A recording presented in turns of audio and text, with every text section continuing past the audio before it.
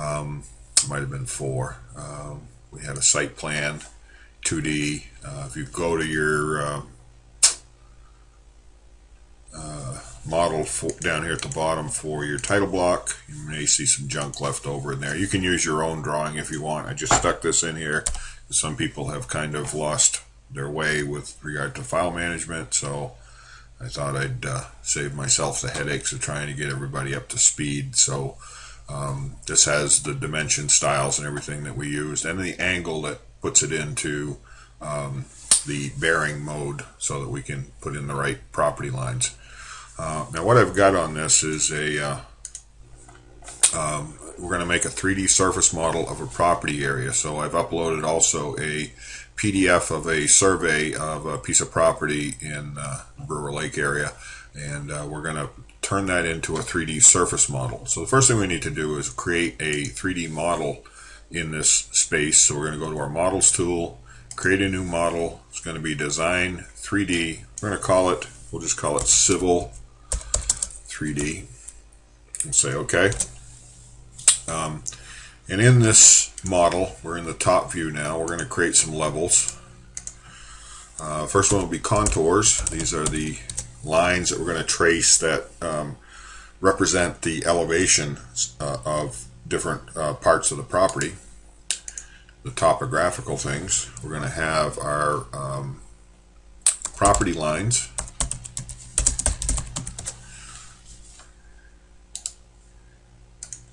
We're going to have shoreline. It is on a lake, so we'll put that in there. That should probably do it for now. And actually, we'll create one more, and we're going to call it raster. We'll put our raster image here. And double click and make raster the active level. Now we're going to go grab our raster file, attach raster. This is going to be called it's called Hughes Property Map. It was just a project I worked on some time ago. Just say open and say attach. So it's going to attach it at whatever scale it was drawn in originally. We'll do a fit view. Here's the property we're looking at. If we look at this a little closer, we'll be able to see that the contour lines, I'll wait for it to clear up here. These are your existing contour lines. This one is at 134 feet, 136, 138, 140. So the difference between each contour line is 2 feet. The dashed lines are existing contours. The dark lines like here are new contours. In other words, what they're doing is building in this driveway.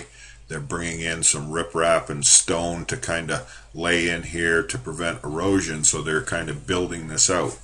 On contour lines, of course, the closer the contours, the steeper the hill. And down here on the bottom, you can see is the shoreline. This happens to be Brewer Lake. And you can actually see where some of these contour lines, if we assume the lake elevation, I'm not sure if they give it to us here. Taking a while for this to clear up.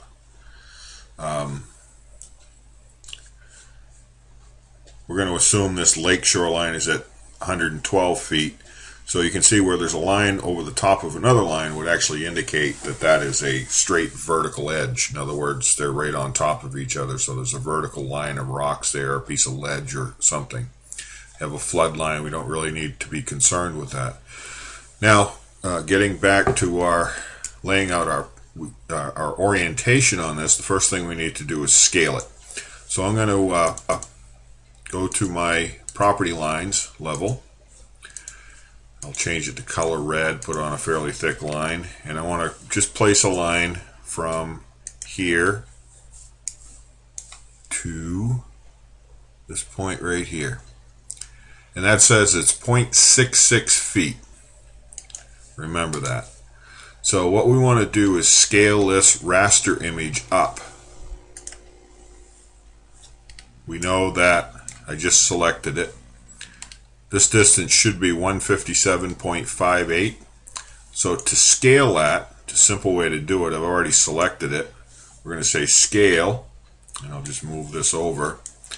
It's going to be 157.58 divided by 0.66, which is the actual length of that line. 238.757576. Just left click on the screen. And now when we do a fit view, and a little line way down there, yep. We'll get rid of that piece. Make sure you unselect your actual image.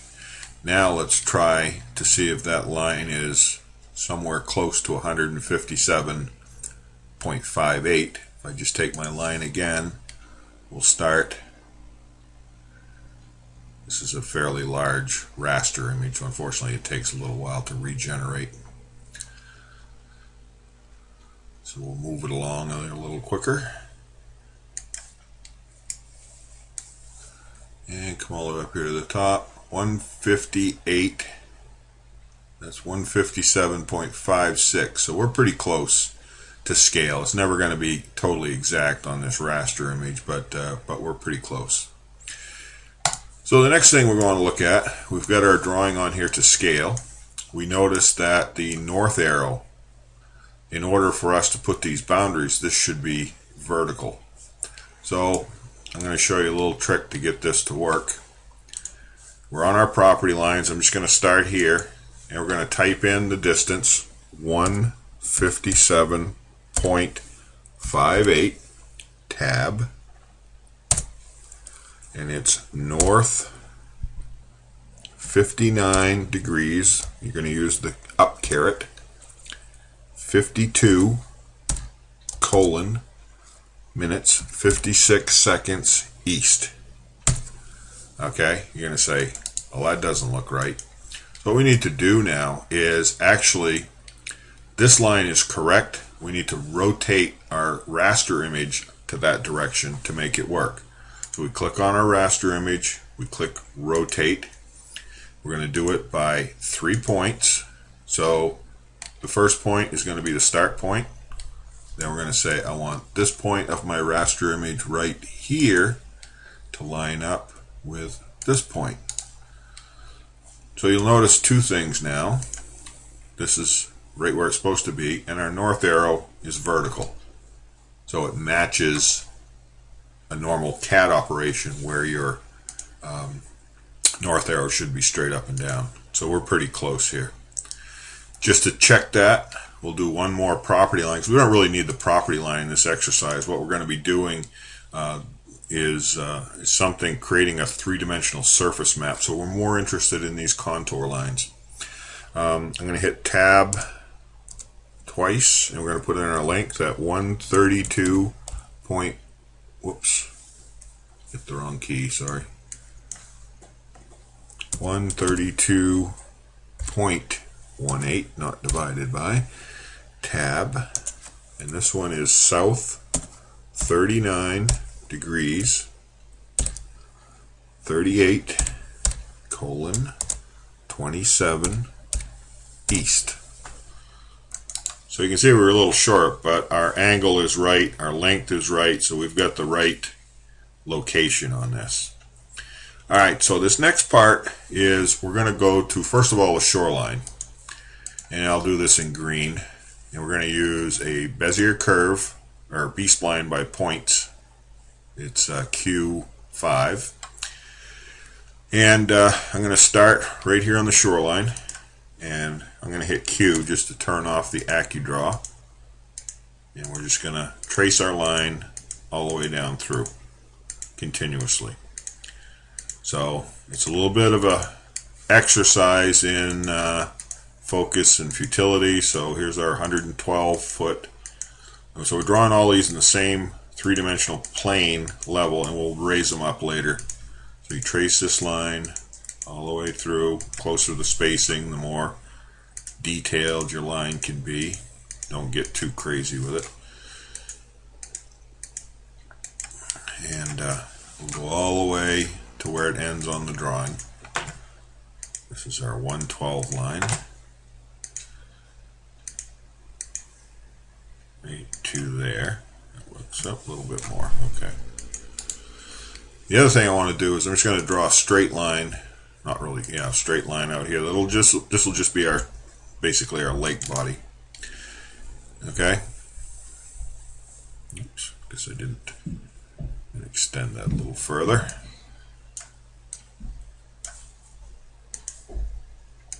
Didn't wait for it to regenerate.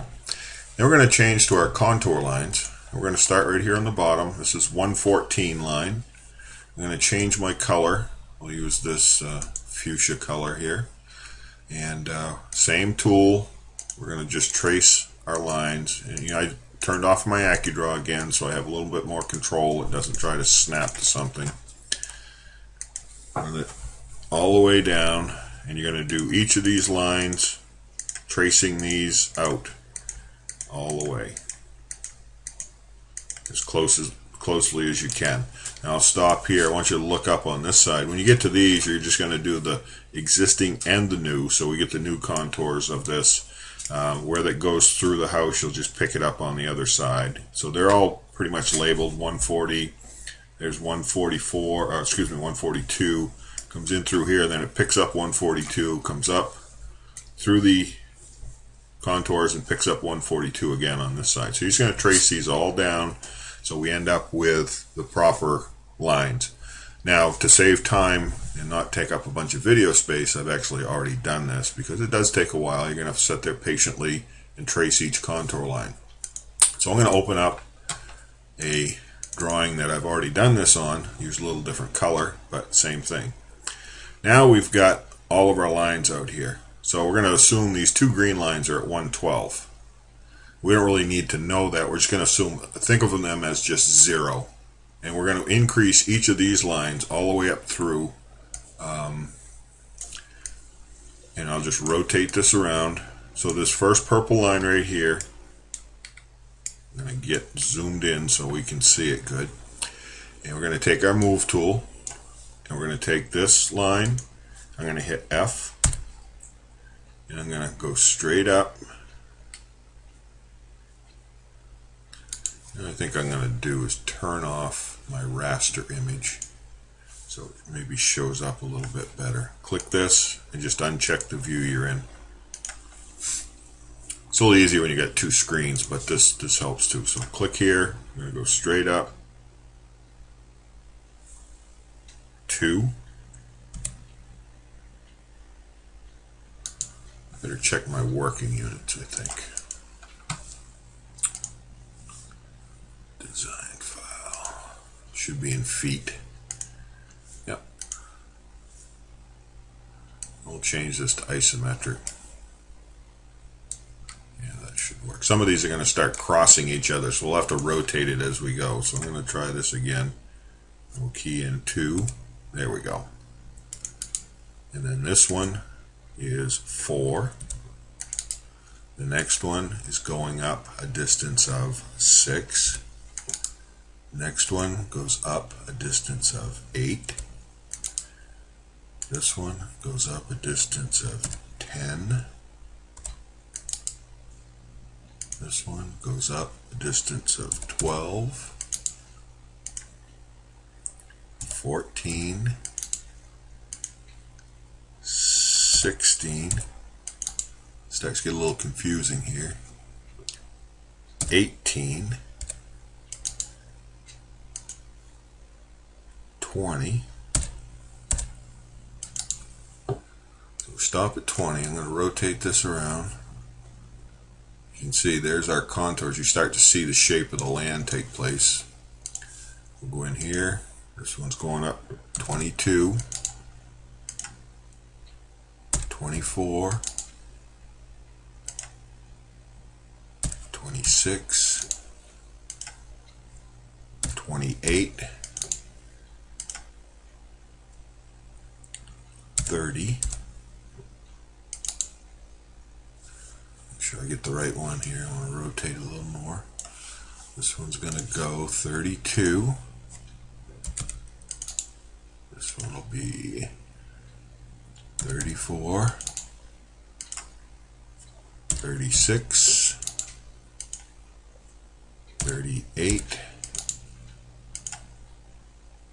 40, 42, 44, and 46.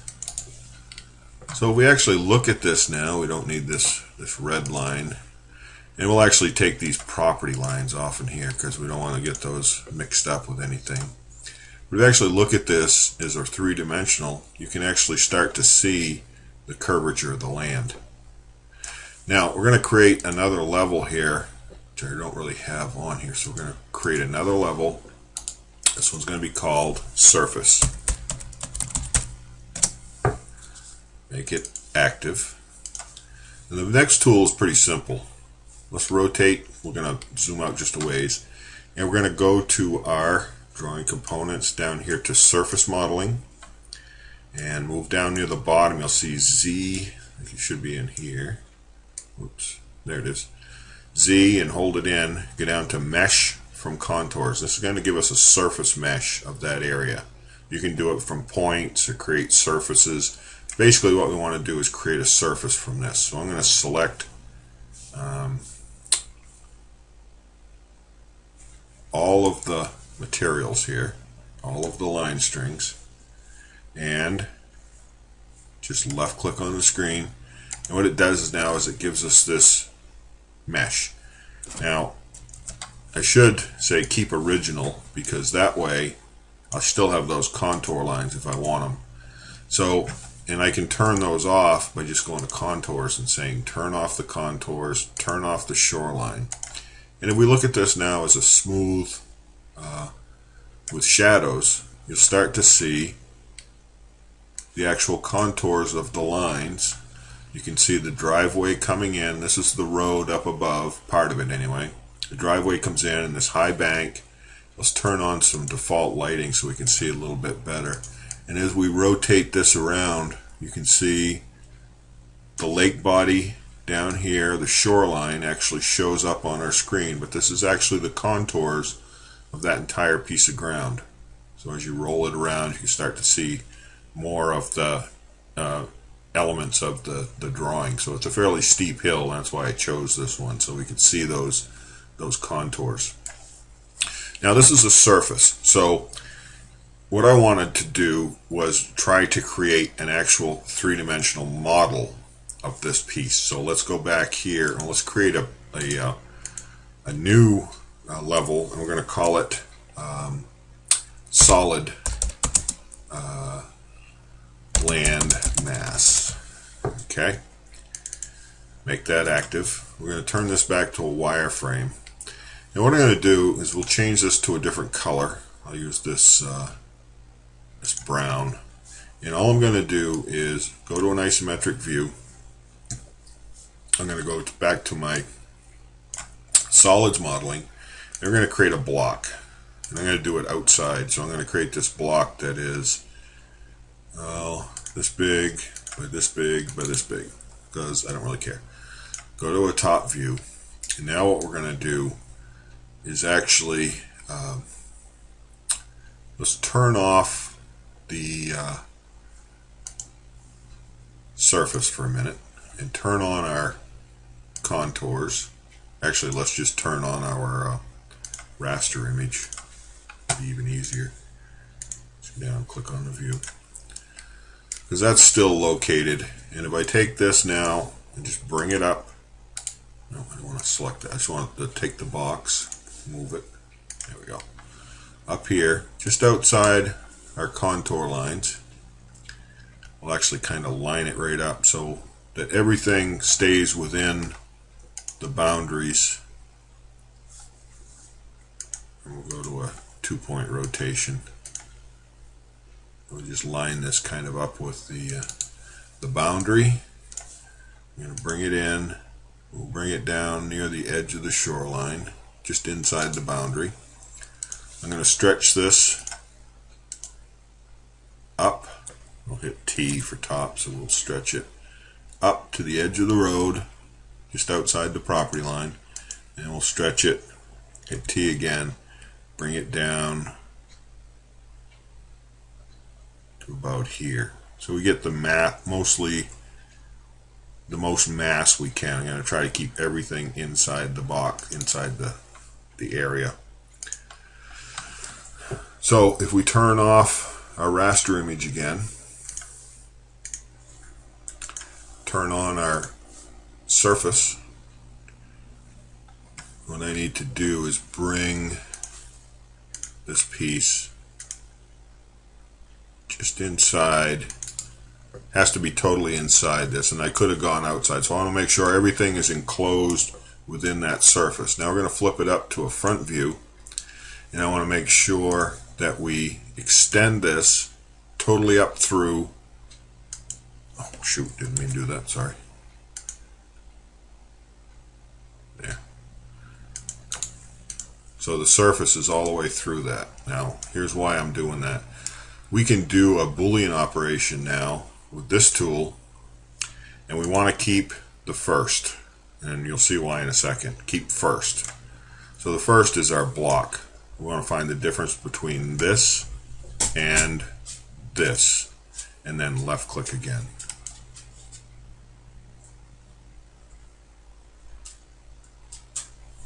It says it may take a few minutes. It's actually thinking about it. There it goes. So now it's done, and what you'll notice now is that it kept the top portion. So now we're going to do another surface. If I actually render this piece as a smooth one, what you'll see is that it's all kind of blended together. Now I'm going to take this again, this Boolean difference tool,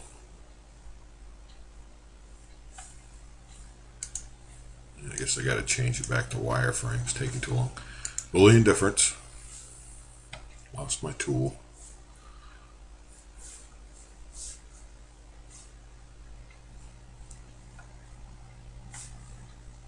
Toolbox has disappeared. Variant. There it came back. Okay, now let's try the Boolean difference again. There we go. This time we want none. Keep original none. We're going to start with this block, and then the top surface model, and then left click again. It's thinking. You can see my cursor's kind of flashing a little bit, and there it is. So now what we have is a solid model of our surface. Same thing, but now we can actually drill holes into it. And what I want to do is cut. See how nice that looks? You can see our contours have disappeared. And what we're going to do is actually look at this as a front view. And I'm going to put a box. We don't need all this bottom stuff in here. Drop it down, and we're going to do a cut solid all the way through between this surface and this piece. That'll get rid of anything hanging down below the bottom. It's just excess solid that we don't need.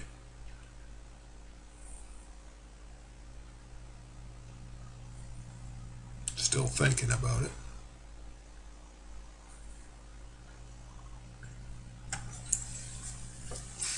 Alright, there we go. Oops, what happened?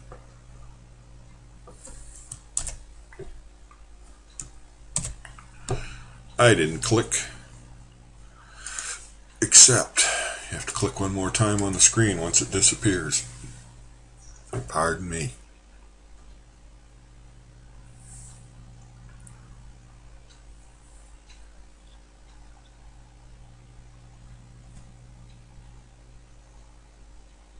This gives us a good platform. If somebody was building a house on this lot, you could actually show the contours of the land down to the lakeshore. Click one more time, then it should. There we go. So now we got this nice three-dimensional model of the land that this house is going to go on. You can see the flat portion of the driveway where the house is going to go, setting up in this location here. If I was to actually put a house on here, and I guess we can, we'll just draw a block for a house. We'll just say building. Create a level, make it active, and we'll use, we'll build a purple house up here. Hit T.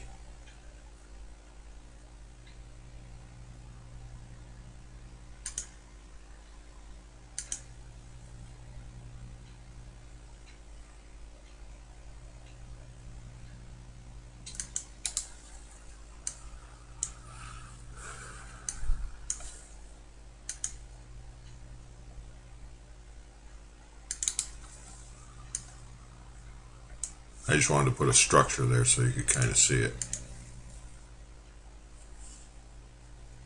Just lay it out here. And we'll raise it up. Hit F for front.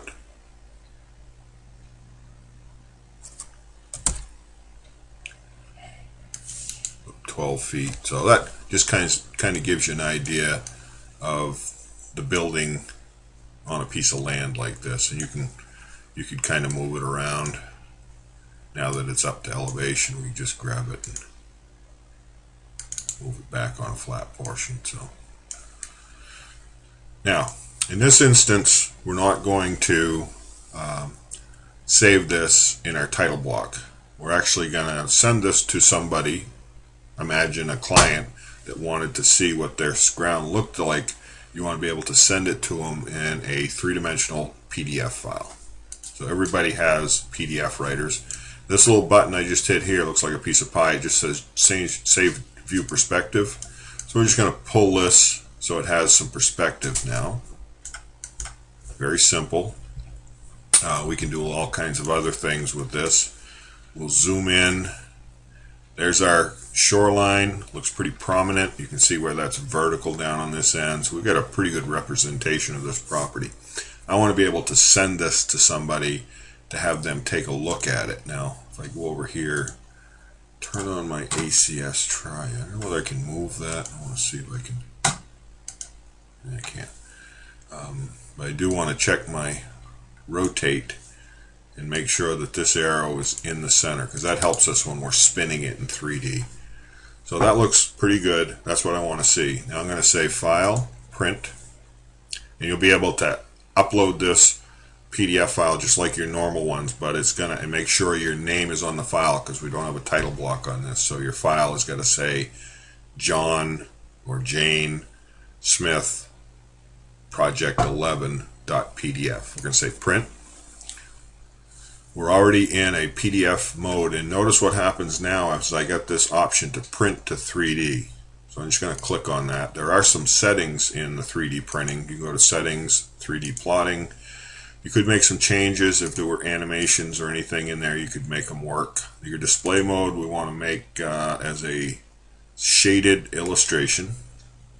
I don't know whether smooth is usually shaded solid would be okay. Let's try shaded solid, just see what that looks like. These things can all stay the way they are. It's just a small piece. You can place walk on the toolbar, so we're just going to say OK, and we're going to hit print. We're going to put this in our print dialog box. Get the right directory. There we go. PDF, and this time we're going to call it, mine will be C. Junkins Project 11, and hit save. It may take a little bit longer, but actually it's done. So let's go take a look at what we've got. We'll come out here. We're going to go look at our Adobe Acrobat. File, Open. I'm going to go to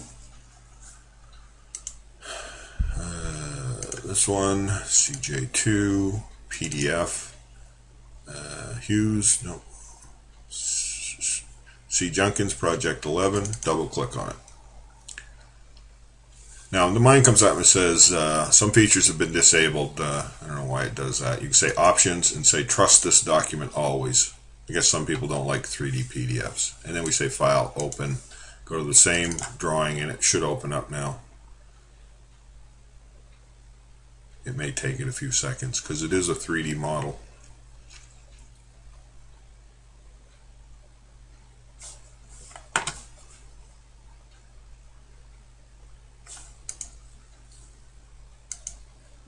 There it is. I clicked the check mark. So we can change some things like lighting. We can put daylights on it, or we can put the lights from CAD optimized. We'll leave it on CAD optimized. You can change your background color. This is solid. We can say illustration. Doesn't really show up there. Shaded illustration kind of gives you outlines on it. So I guess probably the solid is best.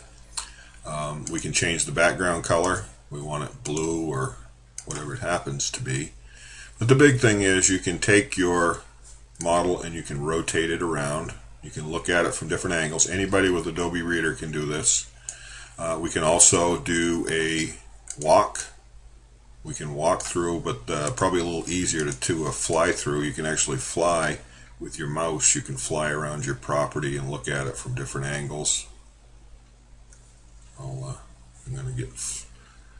fly out over the lake here. So it's not really fast, but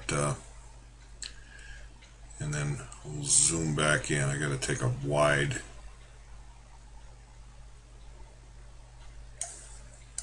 I'll go back to rotate it. If you get lost, you can just hit your home page like I just had to do. So anyway, we'll go back here. You can do measurements. You can add comments, camera options. I'm not even sure. You can change the angle of it, but it is a true 3D model. You can zoom. You can pan up and down. You can look at it. Let's look at it from the back side. So this is, if I'm setting on the house, this is the, you can imagine there's going to be a lot of trees and things here too.